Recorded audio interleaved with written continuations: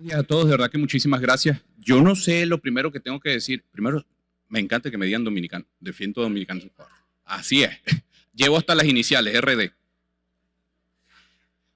Pero yo no sé quién fue el criminal que hizo el programa que me puso a mi esposa con Jorge Vargas, con el doctor Palacios, con el doctor Parada, toda la gente que sabe de hormonas y me ponen a mí.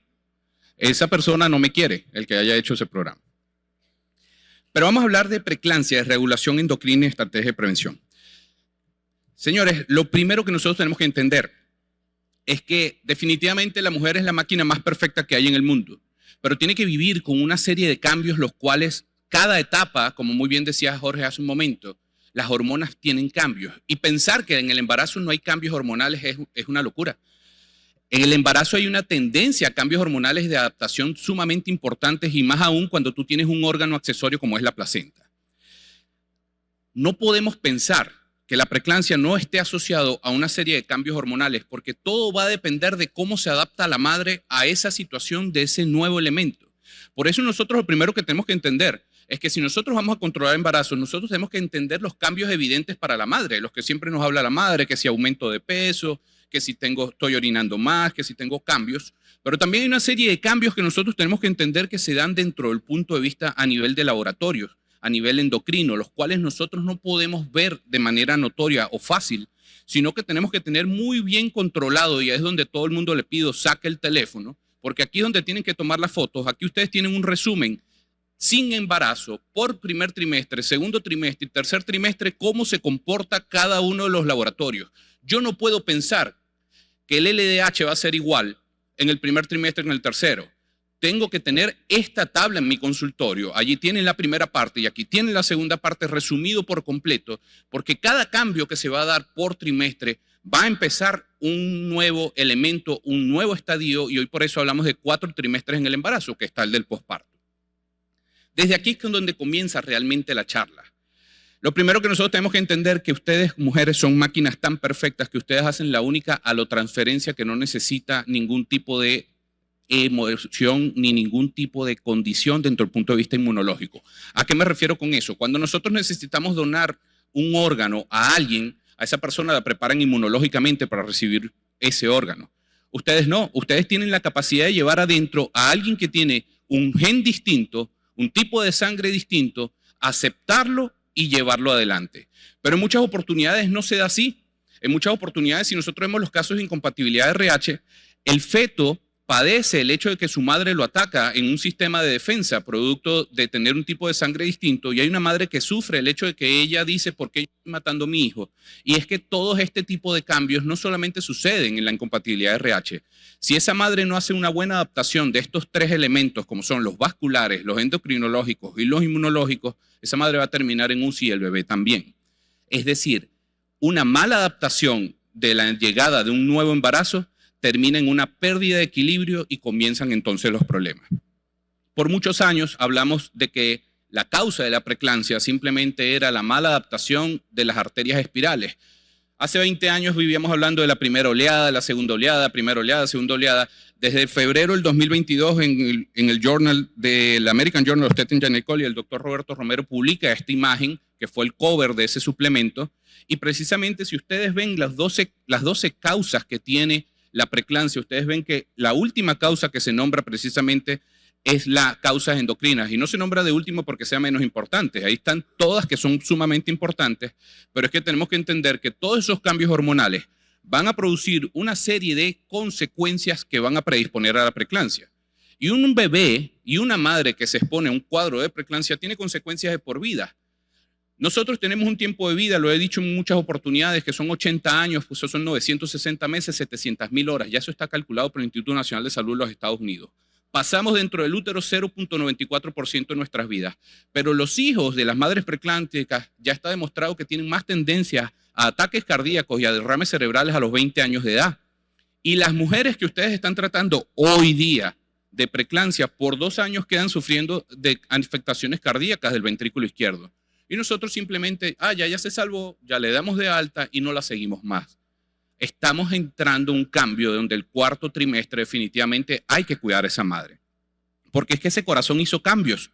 El corazón de una mujer es tan noble que pasa de adaptar de 4.700 ml que tiene ella cuando tiene 6 semanas de embarazo a 5.200. Son 500 ml de sangre más que ella no tenía. Asimismo, los linfocitos a nivel de lo que es TH2 y TH1 van adaptando el sistema inmunológico. Y si esa madre no tiene una buena concentración de óxido nítrico, de progesterona y de relaxina, sus vasos no se van a adaptar para poder permitir el debido paso de sangre. ¿Qué pasa cuando la sangre no pasa debidamente? Pues si no pasa debidamente, yo voy a tener un bebé pequeño, yo voy a tener un bebé que tiene riesgo de morir dentro del útero, yo puedo tener un DPP, voy a tener un parto prematuro y por ende entonces tengo consecuencias de por vida. Entonces, partiendo del hecho que la preeclampsia es un gran síndrome obstétrico, yo debo entender que todo síndrome tiene múltiples causas. Yo no puedo pensar que la preeclampsia solamente sea que las arterias no se adaptaron. Yo tengo que entender que tengo que evaluar a ese paciente de manera íntegra, de manera hormonal, de manera física y de manera de historia clínica, que la hemos perdido. Los libros de semiología ya no los vemos. Ya no vemos a los muchachos de medicina evaluando a las pacientes como es debidamente. Sí hay una parte de la placentación, eso no estamos discutiendo que no suceda. Sabemos que las famosas oleadas, pero más allá que las oleadas, hoy día sabemos que hay placas ateromatosas que se forman a nivel de las arterias uterinas. Y cuando se forman estas placas ateromatosas, adicionalmente entonces, hoy día debe haber, por lo menos en este congreso, 2 o 3 charlas de factores angiogénicos. Sin levantar la mano, ¿cuántos de ustedes están pidiendo factores angiogénicos? Los factores angiogénicos están en el país, están disponibles en 2 laboratorios. ¿Qué es lo que sucede? Hay una serie de factores dentro del punto de vista hormonal, como son los factores angiogénicos, que quieren construir que la placenta crezca bien, pero tienes otra parte que son los antiangiogénicos, que luchan en contra de la placenta y no la dejan instalar bien. Para rematar entonces, ya tenemos que esa placenta tiene una desregulación que nosotros no estamos buscando. No estamos buscando los factores antiangiogénicos y como nosotros tenemos la capacidad de que siempre nos llegan las embarazadas tarde, entonces empiezan las enfermedades metabólicas. ¿Cuántos de ustedes están midiendo índice de masa corporal a sus pacientes cuando las llegan? Las pesamos, pero las estamos tallando, estamos haciendo índice de masa corporal. Señores, con solamente tener un índice de masa corporal de 30, usted tiene ya un 15% de predisposición de que esa paciente pueda hacer preeclampsia. Y la paciente que más hace cuadros de hipertensión cumple con 3 criterios desde el punto de vista etiológico: ser morenas, chiquitas y de sobrepeso. Si usted analiza la población que nosotros vemos en los hospitales, casi todas cumplen eso. Y si adicional entonces le cumples esos 3 criterios y le calculas el índice de masa corporal, 45 a 50% de probabilidad que esa mujer te está diciendo voy a hacer hipertensión. Y no estamos midiendo entonces el índice de masa corporal ni analizando eso. Todo se lo estamos echando la culpa a la placenta. La placenta a veces puede ser tanto víctima como villano. Si yo como placenta me instalas dentro de una madre que tiene edad materna avanzada, que es obesa, que sufre de diabetes, que es hipertensa crónica y que sufre de un cuadro de afectación renal, yo no voy a ser la mejor placenta del mundo. Tú me estás instalando en un cuerpo que por más que sea ya viene afectado y por ende entonces yo voy a tener mala perfusión. Lógicamente tampoco es la niña inocente. Hay veces que la placenta sabemos que ella puede predisponer a diabetes gestacional en los casos donde hay gemelos y más tenemos un 80% de incremento de gemelos en el mundo producto de los tratamientos asistidos. Si tienes una placenta que ya te predispone a estos 5 cambios que hacen lo que son las 5 hormonas que estimulan precisamente diabetes gestacional, y si usted tiene 2, lógicamente va a tener el doble. Entonces, tenemos que partir del punto de evaluar bien al paciente que estamos embarazando y a ese paciente que va a buscar un embarazo, porque no vas a poder evitar esto. Estas 5 hormonas se te van a presentar, pero cuando nosotros vemos, todas aumentan la resistencia a la insulina y predispone entonces a un cuadro de diabetes gestacional. Analicemos entonces qué comen nuestras mujeres. Arroz todos los días y cuando le dices que si no come arroz te responde que si ella no come arroz ese día no comió. Dulces. Pregúntenle a sus mujeres cuántas comen dulces. Si ya tú tienes una placenta que per se te va a subir las glicemias y no hay embarazo sin placenta. O sea, toda mujer embarazada, a mí me encanta un término que usa la doctora Patricia Polanco, que ella dice, yo trato a todas mis embarazadas como si fueran potencialmente diabéticas. Por supuesto, tienes una placenta que te predispone. Si esa señora no hace ejercicio para consumir ese exceso de glicemias, lógicamente tiene una predisposición. Y si ese origen hormonal placentario, que lo estás descuidando, que no estás evaluando, los factores antiangiogénicos, te estás perdiendo un gran predictor de los cuadros de preeclampsia. Junio del 2025, ya sabemos entonces en la publicación del grupo de Konarski, que es el grupo de Polonia, demuestra entonces que definitivamente las mujeres que ya tienen afectación renal, producto de cuadros de tendencia solamente de resistencia a insulina y más aún las diabéticas, ya tienen más tendencia a preeclampsia. Toda mujer, nosotros todos tenemos leptina. La leptina está en nuestros ácidos grasos, todos en la grasita que tenemos en la barriga, nos guste o no tenerla allí, producimos leptina y es la hormona que precisamente controla muchas de las conciencias, la parte de ansiedad y apetito. Entonces ya sabemos que incluso un aumento de las concentraciones de leptina en nuestras mujeres obesas tiene mayor concentración a tendencia a factores antiangiogénicos que la cual esa señora va a hacer hipertensión. Y el grupo de Barcelona, de Lina Youssef y el doctor Yesid Miranda, que debe estar por allí por exponer, precisamente demuestra este año que con los factores antiangiogénicos y el Doppler nosotros podemos predecir a los bebés que van a ser pequeños con o sin hipertensión. Entonces, es insólito que nosotros no analicemos a nuestras pacientes, no pesemos a nuestros pacientes, no pensemos que pueden ser potencialmente diabéticas y que para rematar nos enfrentamos a otro escenario. Todos nosotros hoy día estamos viendo pacientes, y aquí tenemos al doctor Alexander Montes de Oca que hace fertilidad, nuestras pacientes que están llegando, no están llegando a salir embarazadas más tarde después de los 38 o 40 años.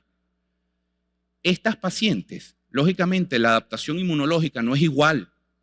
Si yo les dije hace un momento que cuando alguien entra dentro del útero que lleva genes distintos, porque usted y su esposo son familia porque se aman, pero genéticamente son distintos, llevan sangre distinta, y si adicional es un proceso de fertilidad con un óvulo donante, usted lleva dentro 2 códigos genéticos que no son suyos. Entonces, pensar que las pacientes que estamos embarazando por procesos de fertilidad no van a hacer preeclampsia es una locura. Ese cuerpo tiene que adaptarse a 2 nuevas cargas genéticas y ya las estadísticas demuestran que las mujeres que más hacen preeclampsia temprana antes de la semana 32 son las que tienen ovodonación, las pacientes de in vitro, las que tienen coitos cortos, que definitivamente nosotros tenemos que analizar que cuando ese paciente entra, ese paciente que llegó de fertilidad, usted tiene que considerarlo ese paciente como un paciente de alto riesgo. Y hasta se lo va a agradecer porque ustedes no se han dado cuenta que ahora todo el mundo, todas las pacientes dicen, yo soy paciente de alto riesgo y ellas se sienten orgullosas de decirlo. Es como mi puerta de entrada. A mí me atiendes primero porque yo soy de alto riesgo. Esa placenta sufre porque esa placenta tiene que adaptarse a una inflamación vellocitaria distinta y los macrófagos y las células de Hau-Buffer que produce precisamente tanto el sincito trofoblasto como el bebé dicen, mira, aquí vamos a empezar una lucha y la lucha comienza después de la semana 28, cuando viene el tercer trimestre y por eso ustedes ven en muchas oportunidades la cantidad de casos de restricción de crecimiento intrauterino y bebés pequeños para edad gestacional que están apareciendo en los casos de inseminación artificial, de ovodonación o los casos de in vitro. Pero viene una parte que no podemos cambiar. Abiertamente yo les pregunto, levante la mano el que ha tenido algo de estrés. Todos. Vivimos en estrés, señores. Es que no lo podemos cambiar. Ese hombre que me estaba ayudando ahorita a conectar el cable, yo lo tenía estresado. No prende. Jorge me tenía estresado, llega que está llegando tarde. Todos estamos estresados. Entonces, la mujer embarazada ya tiene una predisposición a aumento del cortisol que lo hace ella de manera natural. Para remate, entonces, nuestras mujeres trabajan más. Somos uno de los pocos países que no tiene ley de que permite el reposo desde antes de la semana 34 para que esa señora el último mes esté en su casa, sino que trabajan hasta las 38. Tienen más estrés. La producción de cortisol está demostrado que afecta el crecimiento de los bebés. Incluso publicación del grupo de Barcelona, la tesis de Yesid fue precisamente eso. La cortisona que evita el paso del cortisol de la placenta al bebé no tolera la carga de estrés. Por eso tenemos más bebés pequeños que están siendo estudiados. Incluso cuando analizas el cortisol de estos bebés, nacen con el cortisol como si fuera un adulto que vivía estresado y que fuera un obeso. Entonces nuestras mujeres embarazadas, para rematar, todas les da por mudarse en el tercer trimestre. Y todas tienen que tener el cuarto listo. Porque el niño se va a acordar del cuarto. Y si alguno de ustedes se recuerda de dónde dormían ustedes en la cuna, yo los felicito y les digo, mira, no nos expongamos más, tráiganse todos estos carajos científicos, porque ¿qué carajo a mí me importa dónde ustedes van a hacer? El estrés tenemos que quitárselo a nuestras madres. Porque sí, existen muchas guías, todas las que tú quieras. cásate con la que más se adapte a tu población, la de Sociedad de Medicina Materno-Fetal, la de ISUOC, la de FIGO, la de ACOG. Pero el problema no es manejar la preeclampsia, porque la preeclampsia es una bomba de tiempo. El problema está en que nosotros, cuando detectamos que esa mamá está hipertensa, ya hace rato que ese bebé se estaba quedando pequeño. Ya hace rato que esa señora, su tejido vascular estaba dañado y el 40% de los RCIU es por un problema de restricción de crecimiento intrauterino afectado por problemas placentarios. Entonces, como ustedes mujeres son tan fuertes, y yo por eso digo que los hombres somos unos inútiles, el día que ustedes les salgan un testículo, ya no tenemos más nada que hacer nosotros en la vida. Ustedes adaptaron su hígado, su riñón, su cerebro, todo para soportar todo el cuadro de preeclampsia. Por eso es que la mujer tolera el síndrome de HELP. Pero están reventadas desde el punto de vista a nivel de laboratorio. Y para remate, entonces nosotros hemos pensado que la tiroides es, sí, la tiroides, a veces le pedimos la tiroides, la señora, si usted es el primer trimestre, que hace screening en tamizaje de primer trimestre, y empieza a pedir hormonas tiroideas, usted primero se va a dar cuenta que hay muchísimas de nuestras mujeres que tienen hipotiroidismo, nuestros consumos de yodo son muy bajos, que eso César siempre lo habla. Y para rematar, usted está predisponiendo ese bebé, que ese bebé pueda usted tener un bebé con compromisos a nivel del neurodesarrollo, porque la tiroides del bebé no comienza a funcionar hasta la semana 16. Entonces tú puedes tener un hipotiroidismo congénito. El problema no está allí, el problema es que no prevenimos y tenemos que prevenir. Y saber más aún que los podemos prevenir porque todas las mujeres pudieran hacer preeclampsia si el embarazo durara 72 semanas. La curva de riesgo que hace el cálculo en la campana de Gauss simplemente lo traslada cuando nosotros hacemos el screening. Y quien me diga que no tiene una unidad de medicina materno-fetal cerca, me miente, porque sé dónde está cada unidad de medicina materno-fetal y en todas estamos instalando el mismo software que con solamente medir la presión arterial, la historia clínica, y nosotros podemos detectar el 83% de los casos de preeclampsia. ¿Qué es prevenible? Por supuesto que sí, hay múltiples terapias, pero todos sabemos que la inhibición precisamente de lo que es a nivel de la ciclooxigenasa 1, que es lo que hace la aspirina, evitando la producción de prostaglandinas y el tromboxano, definitivamente ayuda a que esa parte vascular, esa parte inflamatoria mejore. Creemos que la aspirina es algo nuevo, tiene 40 años que se hizo el primer trabajo, simplemente que Nicolaides en el 2017, cuando presenta en Lituania el famoso estudio ASPRE, cambió la historia completo, demostrando que entonces sí, era mejor dar 150 miligramos de aspirina en las noches, que ahí tenemos una aspirina de 150 miligramos, pocos países la tienen, simplemente a la hora de dormir. ¿Por qué a las 9 de la noche? Porque mejora con el ciclo circadiano y que definitivamente mejoraba entonces las tasas de prevención desde la semana 32, disminuíamos el 89% de los casos de preeclampsia. Nosotros en nuestros hospitales tenemos sobrevida después de la semana 32 y por eso entonces disminuimos los casos de ingresos en los que son las unidades de cuidados intensivos. ¿A quiénes hay que darle? Bueno, toda la que después del cálculo te dé para alto riesgo, y hoy día se está llevando adelante lo que es el TIASPRE, que es un estudio para la parte de gemelos, si funciona o no. Incluso ya se hizo el ASPREO, que el ASPREO es la voz de obesidad y se hizo en Estados Unidos, porque saben que en Estados Unidos casi no hay obesos. Eso es broma. Entonces ya se dieron cuenta que van a tener que subir la dosis y que con la data que se reestructuró ahora el ASPRE se dieron cuenta que también está funcionando en hipertensas crónicas que antes no se consideraban en los casos de hipertensión crónica. La pregunta es, ¿se le da aspirina a todas? No, así no funciona, porque es que esto no es que tú le das a la que te provoca, no, tienes que darle a la que tiene alto riesgo demostrado. Tú no tienes por qué agregar un medicamento que aunque no afecta al bebé, el mayor resultado que tuvo el ASPRE fue porque el paciente tenía apego al tratamiento cuando le explicas que lo necesita. Y es lo que demostró precisamente David Wright, que es el matemático de Nicolaides, hablando sobre el apego al medicamento. Hoy día sabemos que todos los colegios, ya sea cualquiera de las sociedades, aprueba el uso de aspirina, unos con menos dosis, otros con más dosis. Yo considero que los europeos llevan 10 a 15 años de ventaja sobre los americanos en medicina materno-fetal. Por lo cual lo que sí tenemos que entender es que lamentablemente hay algunas mujeres de nosotros que son alérgicas a la aspirina y el uso de heparina de bajo peso molecular ha demostrado que sí, incrementar la acción de la antitrombina 3, ha demostrado el grupo de Barcelona de Mónica Cruz Lemini que definitivamente tiene grandes resultados, disminuyendo el 55% de los casos de preeclampsia. El problema es que es más caro, pero bueno, la mala suerte que la señora fue alérgica a la aspirina. Yo siempre he dicho que nosotros los pobres tenemos que ser alérgicos al caviar, porque nunca vamos a pedir esa vaina. Entonces, el calcio, sí, oye, hay 500.000 empresas de calcio, y que me perdonen los que están afuera con sus calcios, pero ya el calcio ha sido demostrado. Si ustedes conocen, sigan a Anastasia. Anastasia es la novia de Nicolaides. Ella ha hecho muchos metaanálisis precisamente de la parte de calcio. Y nosotros sabemos que el calcio tiene una parte a nivel de la hormona paratiroidea.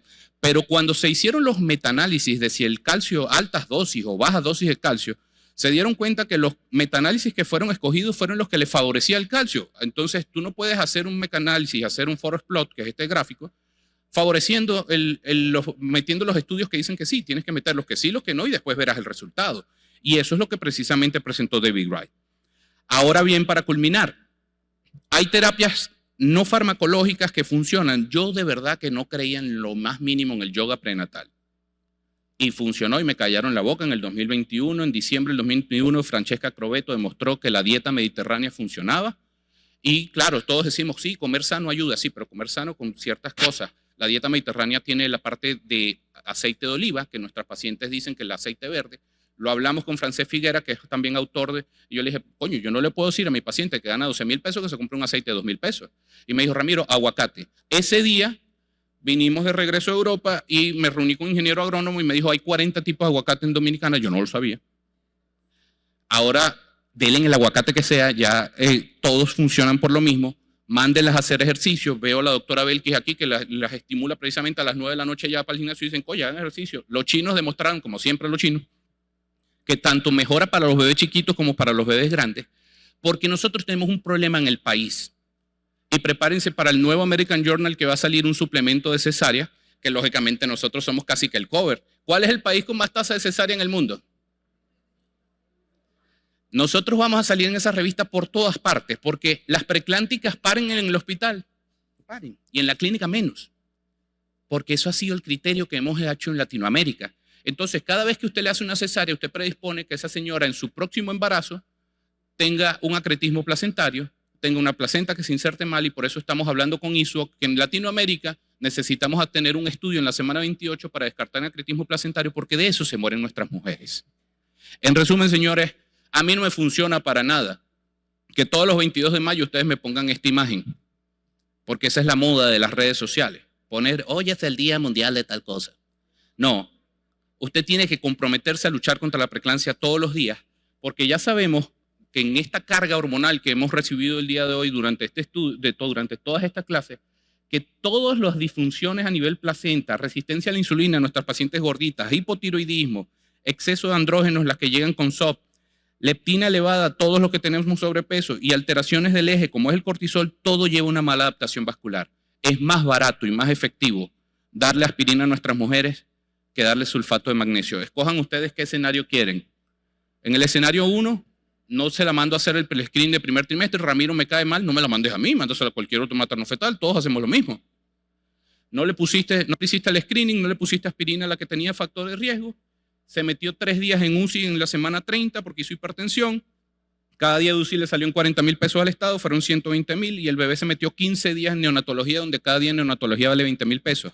Ese embarazo costó 420,000 pesos al Estado dominicano. O tienes la otra opción, mándalas, estúdialas, pon aspirina en la que necesitas, y ese nacimiento le cuesta al Estado dominicano 42,000 pesos. Escoja usted cuál escenario, porque el compromiso de la Organización Panamericana de la Salud, que es un derecho humano acceder a cuidados maternos de buena calidad para no morir de causas evitables. La preeclampsia se evita. Yo le agradezco a estos 45 que me acompañan siempre en toda esta locura que vivimos haciendo en medicina materno-fetal.